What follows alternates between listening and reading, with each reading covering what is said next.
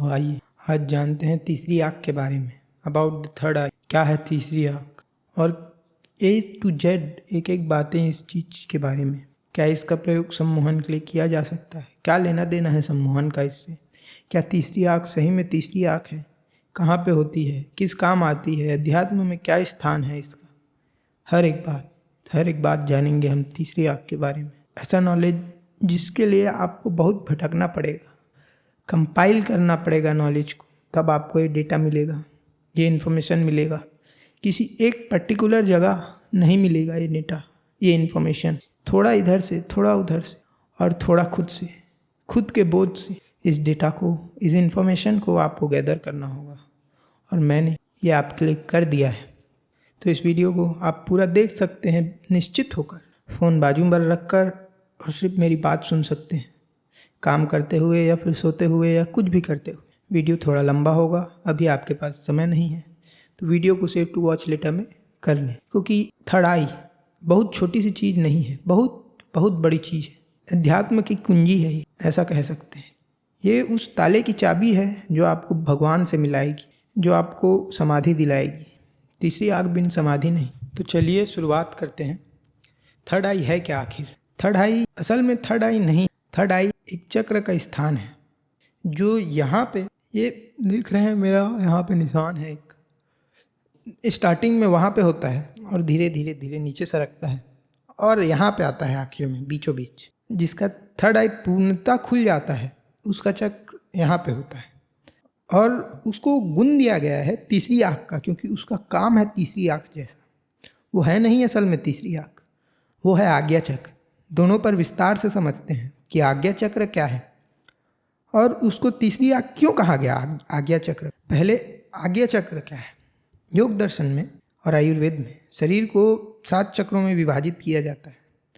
असल में आप सब सोचते हो कि शरीर में 7 चक्र ही हैं, क्योंकि योग बहुत प्रचलित हुआ और आयुर्वेद उससे भी ज़्यादा प्रचलित हुआ, तो आप ऐसा सोच सकते हैं। मगर प्रमुख रूप से अगर 7 मोस्ट इम्पॉर्टेंट रखे जाएं तो 7 हैं। मगर हमारे ही दर्शन में, हमारे ही भारत देश में जो बुद्ध जन में, उन्होंने 5 चक्रों को स्थान दिया और ओरिजिनली 114 चक्र हैं अलग अलग स्थानों में। किसी में तांत्रिक परंपराओं में 9 हैं, 12 हैं, 14 हैं। तांत्रिक योग में 14 चक्र हैं। ये चक्र आप कितनों भी स्थानों पर बांट सकते हैं उसके फंक्शंस पर, बट मेन जो थे उसी पर बांटा गया योग ने 7, जिसको योग से मतलब था। आप जानकर हैरान होंगे, चाइना में एक एक्यूपंक्चर की परंपरा चलती थी, पुराने वाले चाइना में, सी जिनपिंग वाले नहीं, जो एकदम ओरिजिनल चाइना था, जो आपको कार्टून में देखने को मिलेगा, कुंफू पांडा वाले। और उसमें एक सीन भी था, उसी को कर रहे होते हैं एक्यूपंक्चर। तो उस चाइना में जैसे यहाँ आयुर्वेद का परंपरा चलता था, वैसे ही चाइना में एक्यूपंक्चर का परंपरा चलता था। चाइना का समाज सभ्यता इतना ही पुराना है जितना इंडिया का पुराना है, और वहाँ का अध्यात्म भी इंडिया जितना ही एडवांस है। कम मत समझना चाइना को, और इंडिया से थोड़ा सा पुराना हो मुमकिन है। उस चाइना में एक्यूपंक्चर की विधि कैसे चलती थी? जैसे यहाँ आज आप करंट में डॉक्टर को पैसा देते हैं कि मेरा तबीयत खराब हो गया, ठीक कर दे मुझे डॉक्टर, तब आप वैसा नहीं करते। आप डॉक्टर को पैसा देते कि आपका तबीयत खराब नहीं हुआ। मगर जब आपका तबीयत खराब होता तो डॉक्टर आपको पैसे देता और आपका इलाज करता कि गलती हो गई साहब, आपका तबीयत खराब हो गया, मेरी जिम्मेदारी थी, तबीयत आपका खराब नहीं होना था, अब हो गया तो कैसे करें, मैं आपको ठीक कर देता। और एक डॉक्टर के अंदर बहुत से लोग होते थे। एक्यूपंक्चर को ओरिजिनल चाइना में 361 जगहों में विभाजित किया गया शरीर में, अलग अलग जगहों, जहाँ पर ऊर्जा गांठ बांध लेती या फिर ज़्यादा इकट्ठा हो जाती, वहाँ पर पिन चुभाकर उस ऊर्जा को रिलीज़ किया जाता, को वितरित किया जाता। एक एक्यूपंक्चर पॉइंट शायद इतना एरिया कवर करे, और कुछ 12 एक्यूपंक्चर पॉइंट बहुत इंपॉर्टेंट हों, जो लीवर के हों, जहाँ पे दबाने से लीवर में डायरेक्ट असर पड़ता हो, जो माइंड का हो, हार्ट का हो, ऐसा करके 12 में और 2 एक्स्ट्रा ऑर्डिनरी था। खैर वो सब हम नहीं पढ़ते, मगर वहाँ पर ऐसा चलता था। ये चक्र का जो सिस्टम है यहाँ बस नहीं है, हर जगह है, और आज भी मॉडर्न प्रैक्टिस में 2000 से ज़्यादा पॉइंट हैं।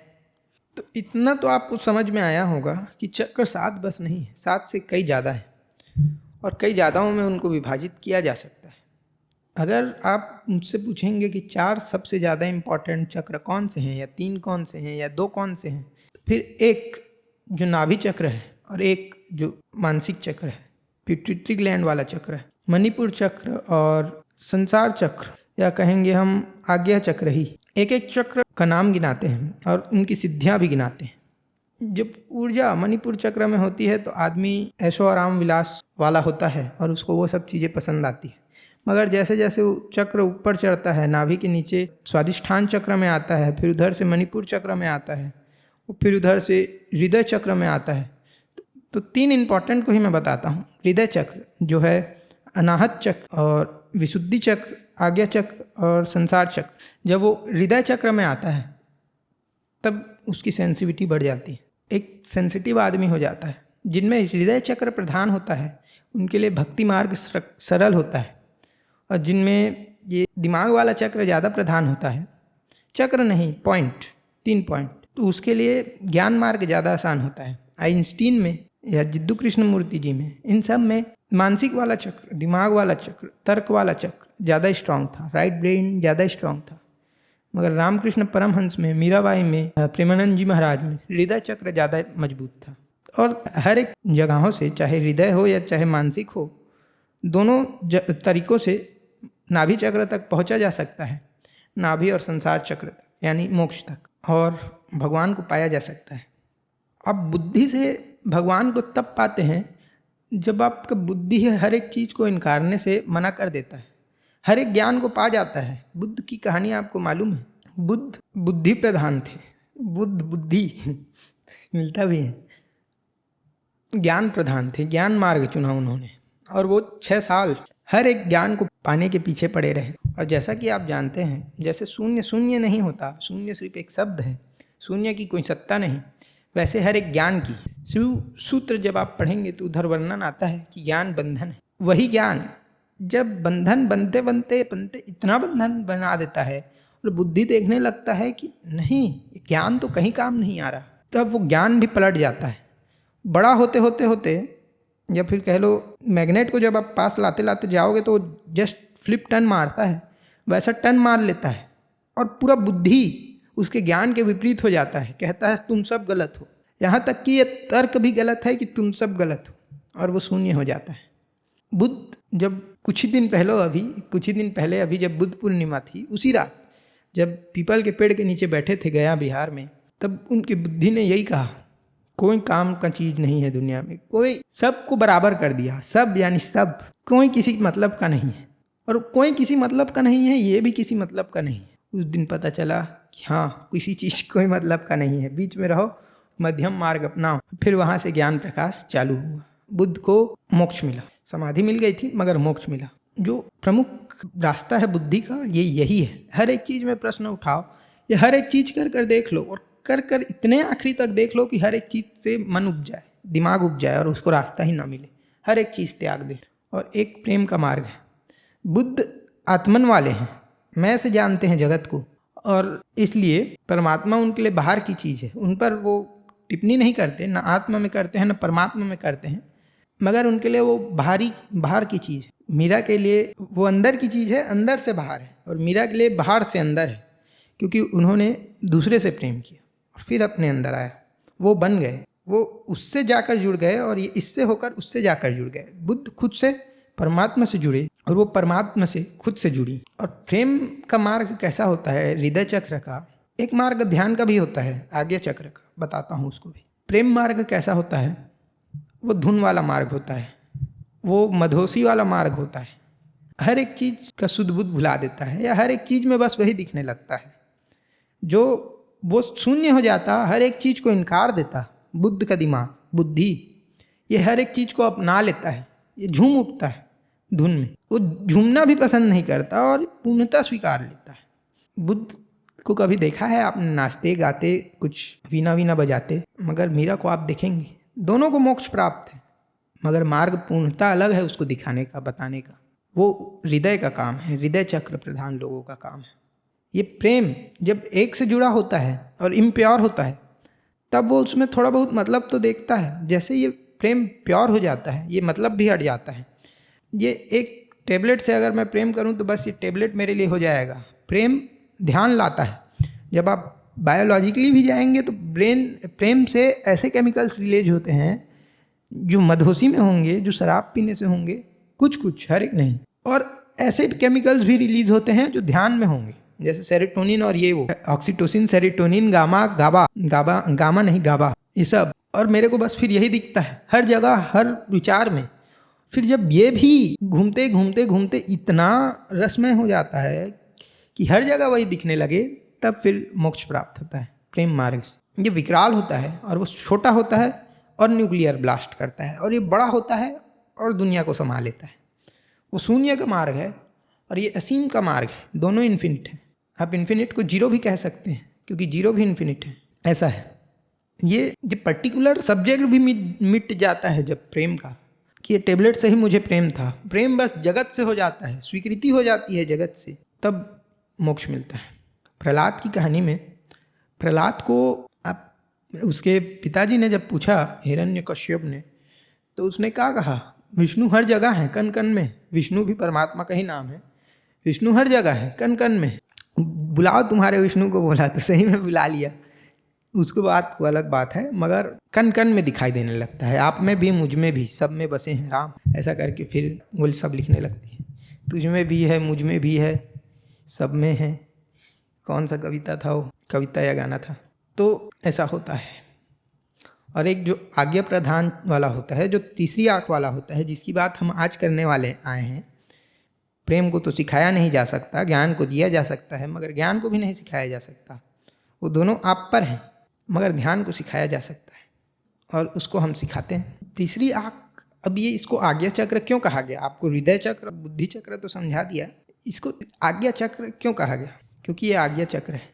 जब तक आदमी का ये आज्ञा चक्र एक्टिवेट नहीं होता है या आज्ञा चक्र प्रधान नहीं होता वो, तब तक वो गुलाम होता है। चाहे वो स्कूल का प्रिंसिपल भी हो, वो गुलाम है। गुलाम है अपने वृत्तियों का, अपने इंद्रियों का, अपने सोच का, अपने मन का, अपने शरीर का। मगर जब ये तीसरा आज्ञा चक्र खुल जाता है तो वो इन सब चीज़ों का मालिक बन जाता है। और एक बहुत खूब कहावत है, जो स्वयं का स्वामी वो जगत का स्वामी। खुद का मालिक बनो, फिर दूसरों का मालिक बनना।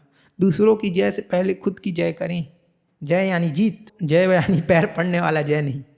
ऐसा होता है। ये जय करने की जो बात कर रहे हैं वो इसी आज्ञा चक्र की बात कर रहे हैं बंधु। अब ये प्रश्न कि उसको आज्ञा चक्र कहा ही क्यों गया, मतलब इसको जीतने से, इस पर प्रधान हो जाने पर आज्ञा का पावर क्यों मिलता है अपने इंद्रियों पर, स्वामित्व क्यों मिलता है अपने इंद्रियों पर, अपने मन पर? सीधा कारण है ध्यान। सच तो ये है कि आप जहाँ पे भी ध्यान लगाएं, चाहे अपने श्वासों में ध्यान लगाएं, जो बुद्ध का तरीका है विपासना, और बुद्ध से भी पहले का है, वो 5000 साल पुराना ध्यान विधि है, सबसे प्राचीन ध्यान विधि है। चाहे आप खुद यहाँ पे टीका लगा लें, या फिर सोच कर, या फिर अपने आँखों को ऐसा कर कर, आँख बंद कर कर वहाँ पे ध्यान लगाएं, या फिर सिर्फ देखें इधर ही मगर ध्यान वहाँ पर रखें और श्वासों में ध्यान लगाएं, या फिर प्राणायाम करें, या फिर अपने होने वाली चीज़ों पर महसूस करें। जैसे भी कर कर ध्यान लगाएं और वर्तमान में रहें, तब आप ध्यान आज्ञा चक्र पर ही लगाते हैं। इतना इस बात को समझ लें। सब आज्ञा चक्र पर जाता है, सब ध्यान यहीं पे केंद्रित होता है। चुंबकीय जगह है वो ध्यान का। हर एक ध्यान आपको वहीं पर केंद्रित करता है। जब भी आप वर्तमान में आते हैं, आप वहाँ पे आ जाते हैं, ऐसा कहें।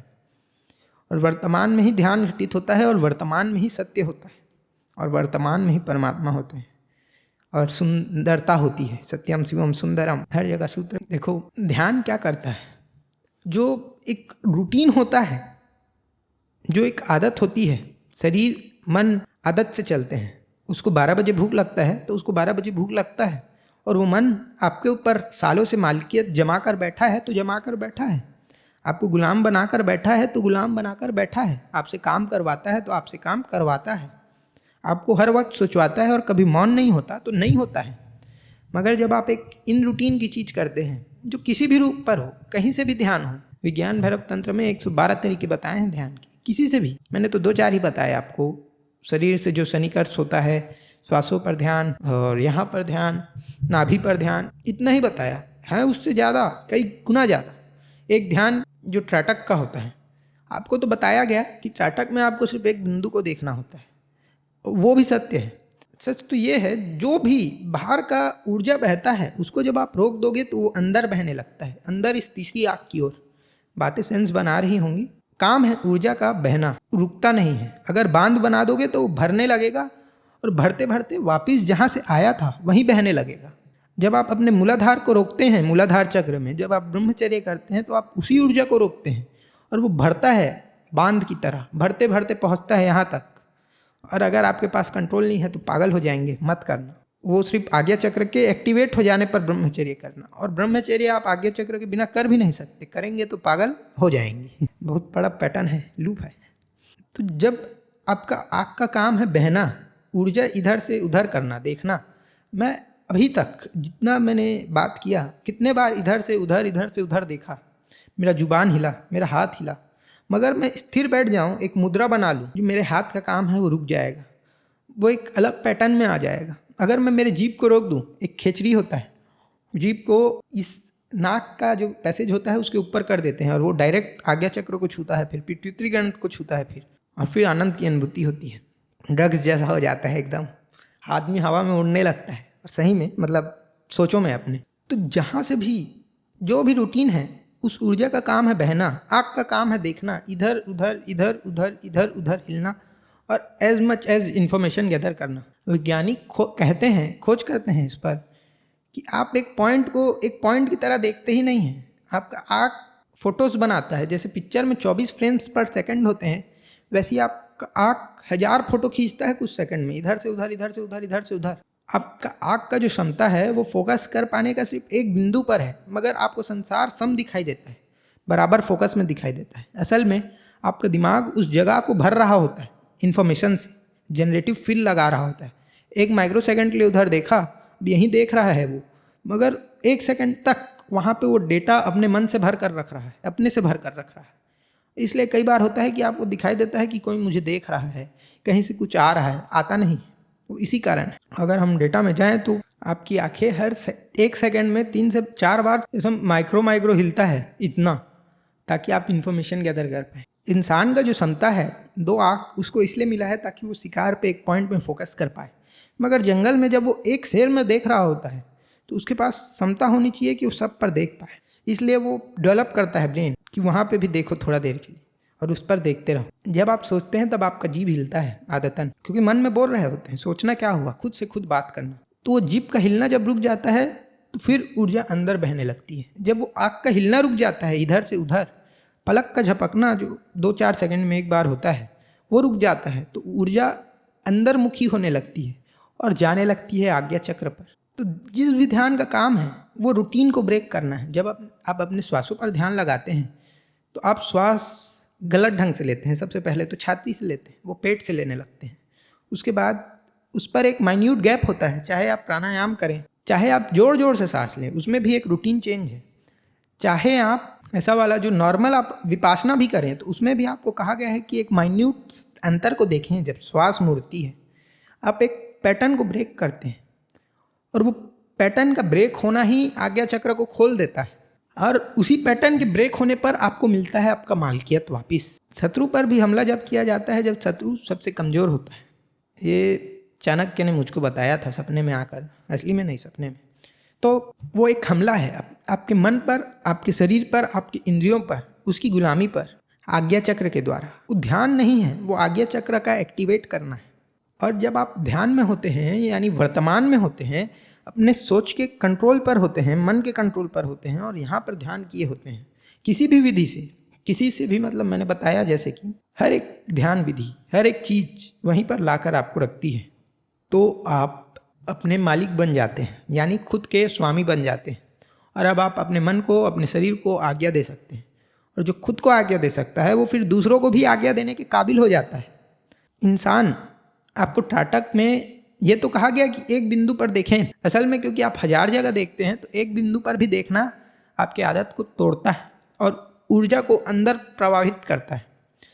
मगर जब आप एक बिंदु पर नहीं देखना है, आपको एक बिंदु पर देखते हुए संसार को देखना है, समस्त जगत को देखना है, इससे फिर आपका ध्यान ऑटोमेटिक आज्ञा चक्र पर लगेगा। करें मेरे साथ।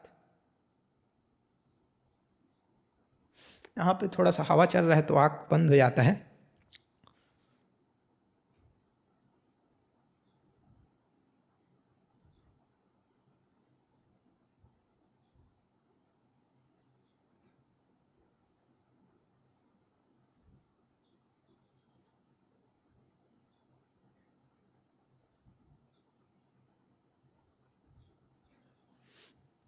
तो जब आप ऐसा करते हैं तब आपको आज्ञा देने का पावर मिलता है और ये काम करता है। ये सम्मोहन है, यही सम्मोहन है।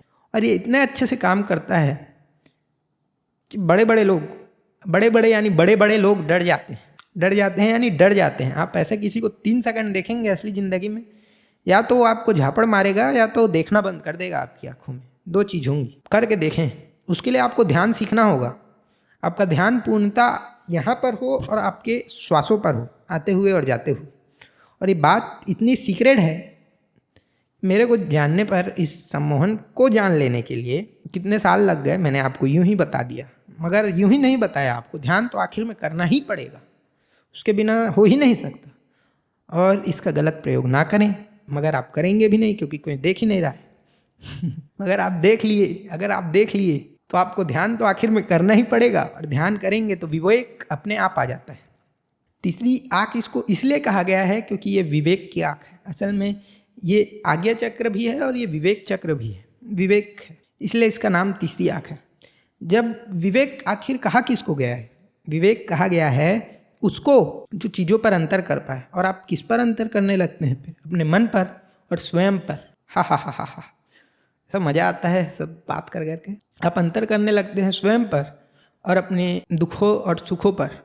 आप उन सब से परे हो जाते हैं और आनंद की अनुभूति करने लगते हैं, क्योंकि आनंद वही है जहाँ दुख और सुख नहीं है। सबसे परे होकर जब आप बस दृष्टा हो जाते हैं, सब भार छोड़ देते हैं, तब आनंद की अनुभूति होती है। और ये आपको विवेक देता है, विवेक से फिर आनंद मिलता है। ये चक्र आनंद का चक्र नहीं है, विवेक का चक्र है। इस चक्र से ऊपर जो फिर आत्मा का चक्र खुलता है, इसी चक्र से खुल पाएगा वो, और फिर परमात्मा का चक्र खुलता है। तो एक आनंद है और एक परम आनंद है। एक छोटा चक्र आज्ञा चक्र का आपको मैं अगर थोड़ा सा भी अनुभूति दूं, बहुत लोग बहुत गुलामी में जीते हैं। किसी ने थोड़ा सा भी कोशिश नहीं किया होगा अपने विवेक को जगाने का, अपने मन को कंट्रोल करने का, अपने विचारों को रोकने का, श्वासों में ध्यान करने का। तो आप थोड़ा सा भी करेंगे, अपने श्वास को अचानक से रोक देंगे, या किसी भी चीज़ को, अपने आई बॉल मूवमेंट को देख रहे होंगे और अचानक से रोक देंगे और सब तरफ देखने लगेंगे, तो आपका आँख फिर सब जगह देखने के बजाय अंदरमुखी हो जाएगा। आँख नहीं, आपका ऊर्जा, और वो तीसरी आँख को देखने लगेगा। और आपको जो माइन्यूट विवेक होता है, जो आपको आत्मदर्शन कराएगा, उसकी प्राप्ति होगी। ये जब तीसरा आँख ढंग से खुल जाएगा, तब आपको योग दर्शन में इसको कहते हैं त्रिभरा प्रज्ञा। आपको असल विवेक की, बुद्धि की शक्ति प्राप्त होगी। इसको इधर अगर मैं आपको बुक में एक डायग्राम दिखाऊं तो इसको कहा गया है ध्यान अभ्यास से ये खुलता है, और ये विज्ञानमय कोश है, बुद्धि प्रधान शरीर में होता है। और जैसे कि मैं बता रहा था, और उसके नीचे दिया गया है कि मनोमय कोश, मन को मौन रखने से बुद्धि का खुलना होता है, या बुद्धि के खुलने से मन मौन हो जाता है। ये एक पैराडॉक्स में चलता है। जैसे कि अहिंसा से प्रेम का खुलना हो जाता है, या प्रेम से अहिंसा का खुलना हो जाता है, वैसा ही जैसे कि ब्रह्मचर्य से ब्रह्मचर्य का मिलना हो जाता है, या ब्रह्मचर्य के मिलने से ब्रह्मचर्य हो जाता है, वैसा ही एक ब्रह्मचर्य है ब्रह्मा वाले ब्रह्मा, एक ब्रह्मचर्य है जो वास्तविक छोटा मोटा आप जो करते रहते हैं वो। तो छोटा विवेक का तो झलक आपको मैं दिला सकता हूँ, मगर बड़े विवेक के लिए आपको बैठकर अच्छे से ध्यान करना होगा। और आपको एक ध्यान विधि मैं बता देता हूँ। ज्ञान कम देना चाहिए, ध्यान ज़्यादा देना चाहिए, क्योंकि ध्यान ही नौका पार कराती है, ज्ञान तो भटका देता है। तो क्या है ध्यान? बैठें, जिस भी स्थान पर आप बैठ सकते हैं, बैठ कर आँख बंद कर लें, अपने तीसरे नेत्र पर ध्यान लगाएं, या वहाँ भी मत लगाएं, ध्यान अपने आप जाएगा। और हर एक का यहीं हो जरूरी नहीं है, यहाँ पे भी हो सकता है और यहाँ पे भी हो सकता है, और वो धीरे धीरे नीचे सरकता है। तो आप श्वासों पर ध्यान लगाएं, श्वास को दृष्टा बनकर आते हुए जाते हुए देखें, एयर को देखें, महसूस ना करें, देखें। एक तो ये महसूस करना हुआ और एक देखना हुआ। प्राण को देखें, एयर को नहीं, प्राण को। दोनों में अंतर है एक ही मगर अंतर है। तो एक को देखा जा सकता है या महसूस, जैसा भी कहें आप, मगर वो अंतर होना चाहिए वहाँ पे, और उसको देखें और एक जो गैप बनता है उस पर ध्यान करें। तो आपको जो बड़ा वाला विवेक है उसका चाबी मिल जाएगा, कुंजी मिल जाएगा। एक बहुत माइन्यूट सा अंतर होता है वहाँ पे। अगर उस छोटे से अंतर को, जब श्वास अंदर जाती है और फिर वापस पलटती है, पूरे अंदर से वापस पलटती है, तो वहाँ पे एक माइन्यूट गैप होता है। फिर जब पूर्णतः वह बाहर आती है, फिर अंदर जाती है, तो वहाँ पे एक माइन्यूट गैप होता है। उसको अगर आप पकड़ लिए तो आपकी तीसरी आँख खुल जाएगी। फिर उस ध्यान का प्रयोग कर कर आप जब किसी को देखेंगे, निर्विषय होकर उस पर एकाग्र हो जाएंगे और अपने तीसरे आँख का ध्यान करेंगे, तब आप सम्मोहन कर सकते हैं। और वो सम्मोहन का भी लेवल होता है, ध्यान के ऊपर होता है, मगर ये सम्मोहन उतना खास सम्मोहन नहीं है। इससे ज़्यादा बड़ा सम्मोहन प्रेम का सम्मोहन होता है, हृदय चक्र का सम्मोहन होता है। और प्रेम का सम्मोहन आपकी माता जी या फिर जिससे आप प्रेम करते हैं बचपन से वही बता पाएगा। और उन्होंने आपको कितना सम्मोहित किया है इसका आपको अंदाज़ा भी नहीं है। कितना मतलब बेहद बेहद। मगर वो सम्मोहन शोषण नहीं है, वो आपके भले के लिए ही किया गया है, उसमें गलत नहीं है कुछ। सम्मोहन में कोई गलत चीज़ है ही नहीं, अच्छे के लिए भी उपयोग किया जा सकता है, बुरे चीज़ के लिए भी। ये सम्मोहन से छोटा मोटा सम्मोहन है तो छोटे मोटे जानवर को भी आप डरा सकते हैं। जैसे कोई छोटा बच्चा है, वो तो देखेगा ही नहीं आपकी तरफ, एकदम छोटा देखेगा, छोटे से थोड़ा बड़ा देखेगा ही नहीं। मगर कोई जानवर है, जैसे कुत्ता अचानक से आपकी ओर दौड़ता हुआ आया और आप उसको अगर ऐसे देखेंगे, कुत्ता मुड़ जाएगा वहीं से, या फिर आपके साथ हो चलेगा, मगर आपके खिलाफ नहीं होगा। वो प्रेम चक्र से आपके साथ होगा और इस चक्र से वो मुड़ जाएगा, क्योंकि ये थोड़ा भयानक चक्र है, डराने वाला चक्र है, डर जाते हैं। प्रेम चक्र से वो अपने स्व इच्छा से आपके ऊपर अपना क्या बोलेंगे, अपना स्वामित्व छोड़ कर जाते हैं और आपकी बात मानते हैं। इस चक्र से आप चंगेज़ खान जैसा आदमी तो बन सकते हैं, मगर अकबर जैसा नहीं बन सकते। जब कहा जाए तो आप राजा तो बन जाएंगे बहुत बड़े, मगर आपको हर जगह गाली ही दिया जाएगा पीठ पीछे। तो आपको राजा बनने से मतलब है तो कर लें ऐसा। तो इसलिए इसको तीसरा आँख कहा गया है, क्योंकि ये एक आपको बुद्धि देता है, और बुद्धि तीसरा आँख ही है, विवेक तीसरा आँख ही है।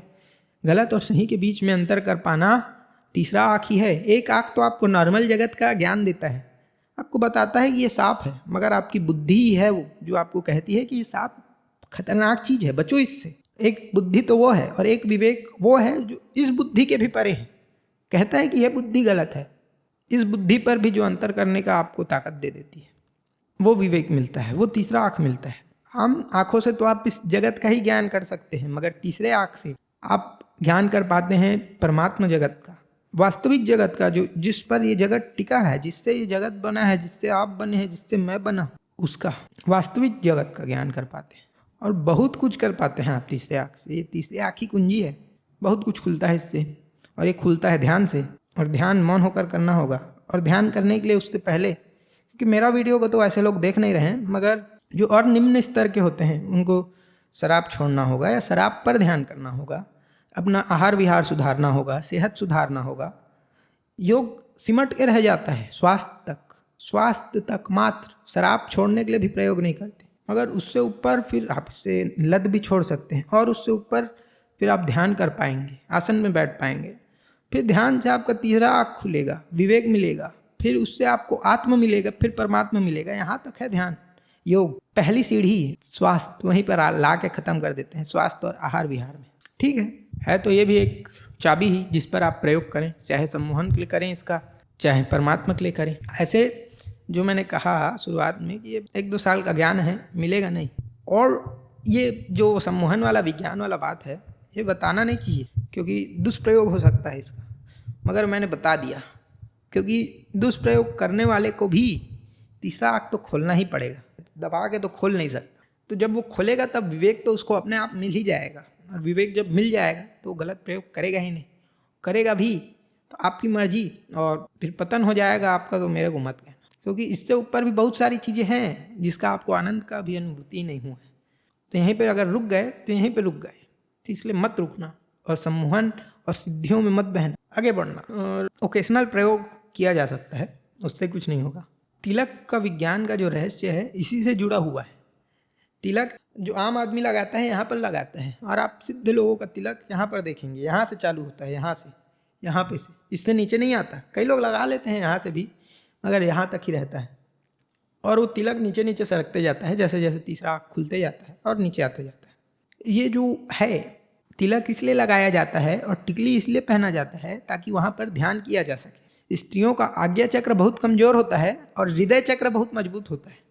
वो हृदय चक्र से पुरुष को सम्मोहन में करती हैं, और पुरुष अपने आज्ञा चक्र से, अपने पावर से दूसरे पुरुषों को सम्मोहित करता है, और ऐसे कोई स्त्री काम करा पाती है। ऐसे में वो बहुत नाजुक होती है, कुछ नहीं कर सकती।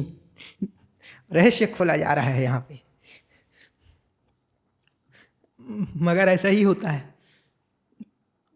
तो उसके थोड़ा सा तो कुछ आज्ञा चक्र वहाँ पे मजबूत हो और वो पुरुष ना बने, पौरुष ना बने करके उसको टिकली पहनाया जाता है। ऐसे ही डायरेक्ट टीका लगा दिया जाएगा तो बचपन से ही या बहुत शुरुआत से ही वहाँ पे आगे चक्र का डेवलपमेंट हो जाएगा। और जब वो एक पति के अंदर होकर करती है तो उसका एक मालिक बचता ही है, टिकली उसके बाद ही लगा सकते हैं। और क्या होता है कि ज़्यादा आज्ञा चक्र का भी डेवलपमेंट नहीं होता। ऐसे किसी को पता ही नहीं है टीका क्यों लगाते हैं, उस चक्र को छुपाने के लिए या वहाँ पर 24 घंटा आपको ध्यान बना कर रखना है। इसके लिए जब आप इस पर ध्यान लगाएंगे तभी आपको जो साक्षी भाव की बात करते हैं वो मिलेगा, और तभी आपका मन विचार हर वक्त सम हो पाएगा। सिर्फ उस वक्त नहीं जब आप सांस रोकेंगे। शुरुआत में तो जो पहला झलक मिला था आत्मा का, वो मिलता था मेरे को, मैं कह रहा हूँ, सांस के रोकने से। मगर आगे चलकर श्वास के उस माइन्यूट अंतर पर भी ध्यान करने से या कोई भी चीज़ जो इनरेगुलर है उस पर ध्यान करने से आत्मा का झलक मिलने लगता है। तो उसी आत्मा के झलक को बनाए रखने के लिए मैं एक लीला करता हूँ, इस लीला को देखने वाला हूँ, एक प्लेयर हूँ, ना कि इसी पर जीने मरने वाला। इसके बाद मुझको लॉबी में जाना है, इस बात को याद रखने के लिए आज्ञा चक्र पर ध्यान बनाकर रखने के लिए कहा जाता है। और ऐसा ना मत समझना कि ये खोज यहीं का है, चाइना में भी मिलेगा आपको। जहाँ जहाँ ये विज्ञान है, जहाँ जहाँ भी किसी को भी मोक्ष प्राप्त होगा वो यहीं पर ध्यान लगाएगा। भले उसको लिख पाएगा कि नहीं अपने शब्दों में ये पता नहीं, मगर ध्यान यहीं पर ही होगा। आप तिलक बिना भी यहाँ पर ध्यान लगा सकते हैं हर वक्त। और अगर आप ध्यान लगा पाएंगे, मतलब ऐसे देखना नहीं है इसको, उसकी अनुभूति बनाकर रखनी है और अपने श्वासों पर या फिर शनिकर्ष पर या फिर जो भी होता है उसको वर्तमान पर देखने से, आँखों को अपने कंट्रोल पर रख कर देखने से वो अपने से ना चलें, आप चलाएं कि अब यहाँ देख, यहाँ देख, यहाँ देख, और लिमिटेड चलाएं तो आप वर्तमान पर रह सकते हैं। जब आदमी सोचता है, मैंने देखा जब आदमी सोचता है तो ऐसा करता है, मगर जब आदमी ध्यान करता है तो आँख खोल कर जब ध्यान करता है तो सिर्फ ऐसा देखता है, ऐसा देखता है, और तो ऐसा देखता है, ऐसा देखता है, ऐसा आँख बंद कर अपने आप। और जो गहन निद्रा में होता है वो अपने आप इस तीसरे आँख को आदमी देखने लगता है। कोई ऐसे भी देखेगा अगर यहाँ पे आ चुका है तो। मगर जब स्वप्न भी जब भयानक आता है, उसमें विचार की तीव्रता बढ़ जाती है तो आदमी आँखों को ज़्यादा हिलाने लगता है। कोई भयानक सपना देख रहा है, इसका प्रतीति आपको इसी से हो जाएगा कि उसका आँख कितना हिल रहा है। देख लीजिएगा कभी अपने घर में। और कोई कितने गहन निद्रा में सोया है या कितने ध्यान में है या उसका विचार कितना कम है, इसको भी आप उसके आँख के मूवमेंट को देख कर पता कर सकते हैं।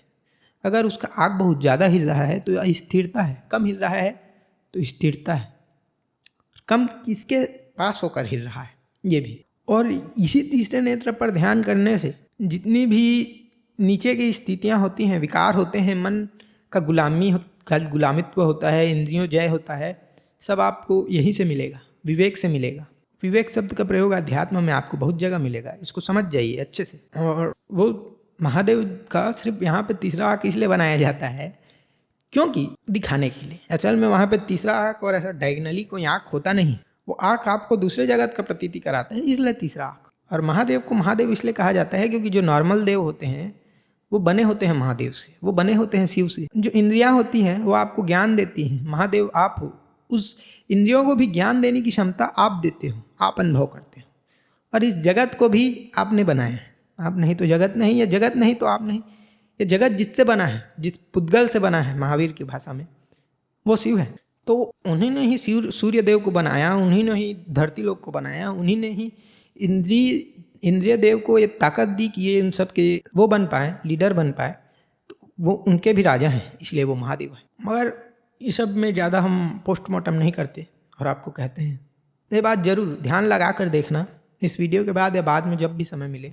और फिर ध्यान को अच्छे से प्रैक्टिस कर लेने के बाद ये तीसरे नेत्र का प्रयोग कर देखना, मज़ा आ जाएगा। और महादेव से इसका एक लेना देना ये भी है कि कहते हैं जब एक बार कामदेव आए थे और महादेव को परेशान करने की कोशिश कर रहे थे, तो महादेव ने अपना तीसरा आँख खोला और वो भस्म हो गए। कामदेव शरीर विहीन हो गए हैं तब से। ये कहानी का मतलब है कि विवेक जब खुलता है तब विचार, काम बस नहीं, विचार, मन सब विलीन हो जाते हैं। यह है इसका मतलब। और एकदम सही मतलब है अगर मतलब में जाओगे तो, लेकिन असल में शिव है नहीं। तो इसी से ही आपको नहीं पता होगा, मगर कहा जाता है कि जब आप तीसरे आँख पर ध्यान करने लगते हैं, एक वीडियो में देख रहा था, ऐसा मतलब फेंका फाकी चलता है कि क्या बताऊं। आप तीसरे आँख पर देखने लगते हैं। वेदों में वर्णन है, और विवेकानंद भी इसका प्रयोग किया करते थे। वेदों में वर्णन है कि जब आप तीसरे आँख त्राटक करते हैं तो आपको मैनिफेस्टेशन की पावर मिल जाती है। ना तो त्राटक समझा पाया हो ढंग से क्या है, एक वीडियो बनाता हूँ, इधर ही आपको समझ में आ गया होगा। मगर त्राटक करते हैं तब आपको मैनिफेस्टेशन की पावर मिलती है। और फिर जब आप किसी चीज़ को देख कर सोचने लगते हैं, त्राटक कर कर सोचने लगते हैं, तो वह 6 महीने के अंदर उस वास्तविक जगत पर आके ही रुकती है। एक क्वांटम फिजिक्स का भी फार्मूला है, क्वांटम साइंस का भी एक फार्मूला है कि जब ये जगत को मैं पीछे नहीं देख रहा हूँ तो वो जगत है ही नहीं, वो उसके पुद्गल रूप में है महावीर के भाषा में, और साइंस के भाषा में मैटर के रूप में है, ऊर्जा के रूप में है। और फिर एक उदाहरण, जब मैं सिक्का उछालूंगा और ये आके मेरे हाथ के बीच में रुक जाएगा, तो जब तक मैं खोला नहीं हूँ तब तक वो दोनों इन्फिनिट पॉसिबिलिटीज़ में झूम रहा है, घूम नहीं रहा है। और जैसे ही मैं खोलूंगा वो एक पॉसिबिलिटी चुन लेगा और उसमें आ जाएगा। ये होता है फेंकने की कला। बात सब सही है, मगर बताओ ऐसे बाबा रामदेव जैसे, ये च्यवनप्राश बूढ़ा खाए जवान हो जाए, यूँ फेंका है, मतलब क्या फेंका है, मतलब अध्यात्म में भी जब मैं इस जगत को नहीं देखूंगा तो ये जगत है ही कहाँ, मेरे होने से ये जगत है, ये तो अपने पुद्गल रूप में ही है, इसको लाता हूँ मैं वास्तविक रूप में। और क्वांटम फिजिक्स में भी ये होता है, मगर ये बात बताएगा नहीं, बस वो रहता उसी रूप में है, मगर मैं नहीं देख रहा हूँ तो वो नहीं है। ये नहीं कि वो हुआ ही नहीं, वो आप देख रहे हैं तो वो है, मैं नहीं देख रहा हूँ तो नहीं है, मैं नहीं देख रहा हूँ, नहीं दिख रहा है तो नहीं है। ऐसा है, उसका गणित मेरे से है ना कि उससे है। वो रूप नहीं बदलता है, मैं रूप बदलता हूँ, मैं ट्रांसलेटर हूँ। तो एक फेंका फाकी, दूसरा फेंका फाकी कि त्राटक करते हैं और फिर 6 महीने तक किस बात को सोचते हैं तो वो वास्तविक जगत में आ जाता है। और जैसा कि मैंने बताया, त्राटक यानी तीसरे आँख पर ध्यान। तो जब आप तीसरे आँख पर ध्यान करते हैं तब आप सोच ही नहीं सकते, विचार ही विलीन हो जाएंगे। मैंने कोशिश किया, क्योंकि मैंने भी सुना, तो आँख बंद करके तीसरे आँख पर ध्यान करके मैंने एकदम अच्छे से, अब तो मिल के रहेगा, क्या सोचा है नहीं बताऊँगा, अब तो मिल के रहेगा, रहेगी, मिली ही नहीं। तो मेरा ध्यान में कमी था? नहीं। ये मतलब है कि जब आप तीसरे आँख पर ध्यान करेंगे तो आप सोच ही नहीं सकते, तो वो चीज़ वास्तविक जगत में आएगी कैसे, वो रहेगी ही वहाँ पर, ये मतलब है।